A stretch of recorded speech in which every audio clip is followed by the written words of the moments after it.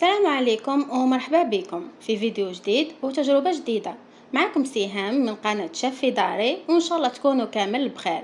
جيتكم اليوم بغوسات لقيتها في الانستغرام عند وحدة مصرية دارت اللحم بلا صوص غير في المقلة وطابلها زبدة. غير شفتها قلت علاش ما نوضش نسييها معكم، يعني خدمة حرحيرة نتاع الكوكوطة والكوشة. وزيت رافقتها لكم بالروز نتاع 2 مينوت اللي تقدري ديريه في الدقيقة الاخرى ويسلكك. ما نطولش عليكم، نروح نسيوها كيف كيف ونعطيكم رايي فيها.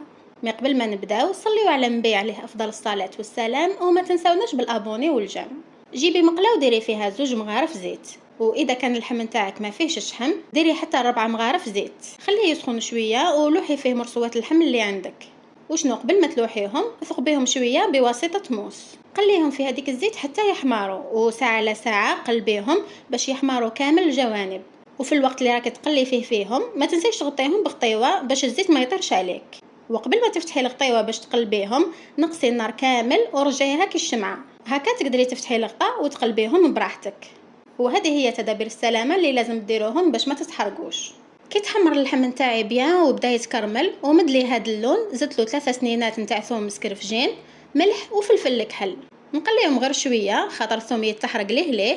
من بعد نزيد عليهم كاس ونص نتاع ماء مغلي. وهنا باردون ما صورت لكمش كي درت الثوم، يعني حاولت نشرح لكم كيفاش. نعاود نغطي المقله نتاعي ونخليها حتى الماء اللي زدته هذاك يتلون هو تاني بلون اللحم. في هذا الوقت نجيب بول وندير فيه 2 بوايط نتاع ياغورت ناتور. وهنا اذا حبيتوا ديروا غير بواطه واحده ديروها نورمال. نزيدوا عليهم مغرف صغيره نتاع مايزينا ولا نشا ونخلطوهم مليح. وهنا خلطهم غير بفرشيطه، المهم ضربتهم مليح حتى حسيت المايزينا هذيك دابت في وسط الياغورت. من بعد نزيدوا عليها نص كاس ماء بدرجه حراره الغرفه، يعني ما لازمش يكون سخون ولا مغلي باش المايزينا تاعنا ما تسكلكلش. نزيدوا نحركوهم مليح ونلوحوهم فوق اللحم نتاعنا. ودركا هذا الخليط نقص له النار ونغطوه ونخلو اللحم نتاعنا يطيب في غردو. وكل ما نحسوه نقص ولا شرب نزيدوا له الماء حتى يطيب اللحم كامل. نخلوه بجيه ونروحوا نوجدوا الروز. كوكوطه نديروا 4 مغارف زيت ونحطوا فيهم مرصو لحم ولا دجاج نتوما واش عندكم، ونزيدوا عليهم بصله متوسطه مقطعه في الرقيق مع ورقه نتاع رند وشويه زعتره. نخليهم يتقلاو مليح، وكي يبدا البصل يدبل نزيدوا عليهم 2 حبات نتاع زروديه متوسطين وحبه فلفل حلو كبيره وكلش مقطع في الرقيق، ونخلو كلش يتقلى مع بعضه. كي يتقلاو نزيدوا عليهم كميه نتاع جلبانه ولي زيبيس اللي هما فلفل الكحل، كمون، زنجبيل، بالاضافه لكوب جامبو اللي فتتو ولحتو كما راكم تشوفوا.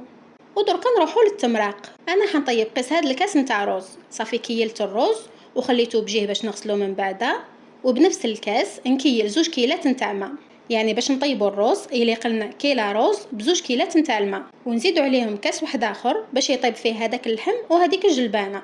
يعني في المجمل درت 3 كيسان نتاع ماء للتمراق. واذا طيبتوا بلا لحم وبلا دجاج ديروا غير 2 كيسان، لانه هذيك الخضره تقلات يسمى ما فيهاش الروح وحطيب لنا مع الروز سوا. مرمى من الرقص بالماء المغلي زدت عليها شويه كولون صفر اختياري، وكي رفدت الغليه سكرت عليها الكوكوطه. هنا سكرت غير على اللحم باش يطيب، خليته ربع ساعه ولا 20 دقيقه، من بعد رجعت له.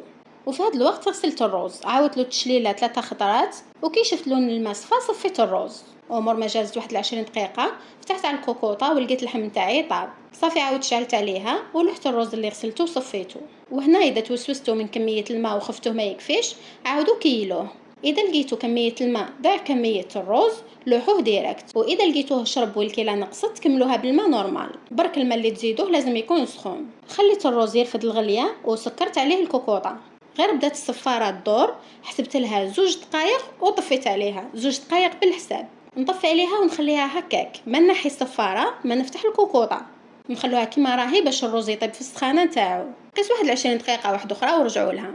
انا هنا غسلت الماء نتاع الطياب وفرست حالتي، من بعد فتحت له وكما راكم تشوفوا طاب على حبه، ما يلصق ما يقعد لنا نص طياب.